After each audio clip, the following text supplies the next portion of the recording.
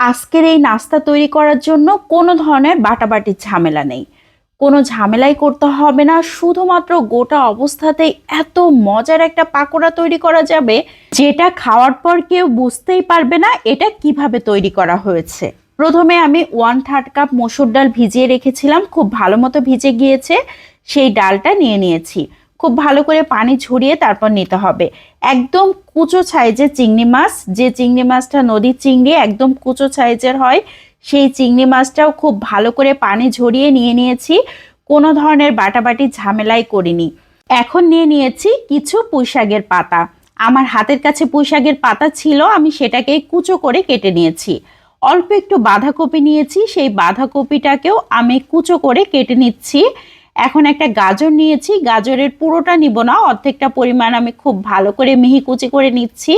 আমি সব কিছুই কেটে দেখিয়ে দিচ্ছি একবারেই। কিছু ধনিয়া পাতা নিয়ে নিয়েছি, সেটাকেও আমি কেটে নিয়ে নিয়েছি। সব কিছু আমি এখানে কেটে নিয়ে নিয়েছি। এখন দিয়ে দিয়েছি পেঁয়াজ কুচি। পেঁয়াজ কুচিটা একটু বেশি পরিমাণে দিলেই খেতে ভালো লাগবে। কাঁচামরিচ দিয়ে দিয়েছি 2টা, রসুন পেস্ট দিয়ে দিচ্ছি আধা চা চামচ, আদা পেস্ট আধা চা চামচ, চিলি ফ্লেক্স দিয়ে দিয়েছি আধা চা চামচ। মরিচটা বুঝে দিতে হবে, যে যেমন পছন্দ করেন।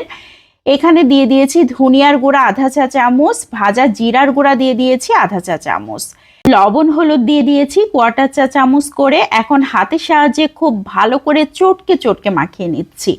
সব কিছু কিন্তু খুব ভালো করে চটকে চটকে মাখাতে হবে, যাতে মাখাতে মাখাতে একদম নরম হয়ে যায়।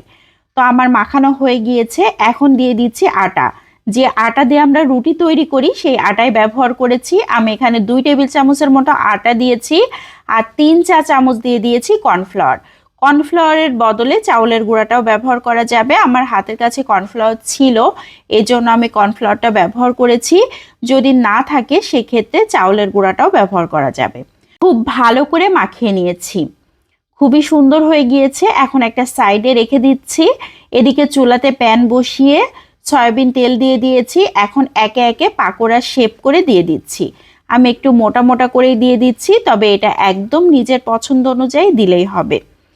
বেশ কয়েক মিনিট ধরে একটা সাইড ভেজে নিতে হবে, সব কিছুই কাঁচা, এজন্য একটু সময় নিয়ে ভাজতে হবে। চুলার আঁচটা আমি মিডিয়াম ফ্লেমে রেখেছি। এখন উল্টে পাল্টে পছন্দ অনুযায়ী ভেজে নিতে হবে। তবে চিংড়ি মাছ ভাজতে খুব বেশি সময় লাগে না, যে সবজিগুলো ব্যবহার করেছি সেগুলো ভাজতেও খুব বেশি সময় লাগবে না। তো আমার একটা ব্যাচ ভাজা হয়ে গিয়েছে। একটা ব্যাচ ভাজতে আমার 6 থেকে 7 মিনিটের মতো সময় লেগেছে। খুবই মুচমুচে হয়েছে। এইভাবে যদি ডালগুলো গোটা অবস্থাতে দেওয়া হয় তাহলে পাকোড়াগুলো কিন্তু খুব বেশি মুচমুচে হবে। যারা বেশি মুচমুচে খেতে পছন্দ করেন তারা এভাবে একবার তৈরি করে খেয়ে দেখবেন, অনেক বেশি মজার হয়। তো আমি আরও একটা ব্যাচ ভেজে নিয়েছি, সবগুলো ভাজি কমপ্লিট হয়ে গিয়েছে। আমি সার্ভ করে দেখিয়ে দিচ্ছি, একটা ভেঙে শেয়ার করছি ভেতরটা কেমন হয়েছে। এই পাকোড়াটা যে কোনো টকের সাথে কিংবা যে কোনো সসের সাথে খেতেই কিন্তু অনেক মজার হবে। ঠান্ডা ঠান্ডা শীতের সন্ধ্যায় চায়ের সাথে যদি এরকম একটা পাকোড়া থাকে, আর কোনো কিছু দরকার হয় বলেন তো? এত মজার হয়, যারা খাননি তারা একবার হলেও ট্রাই করে দেখবেন, অসাধারণ টেস্টি হয়। তো কেমন লাগলো সবাই লাইক ও কমেন্টের মাধ্যমে অবশ্যই জানাবেন। ভালো লাগলে বেশি বেশি করে শেয়ার করে দিতে পারেন, অনেকেই দেখার সুযোগ পাবে। বিদায় নিয়ে নিচ্ছি, আসসালামু আলাইকুম।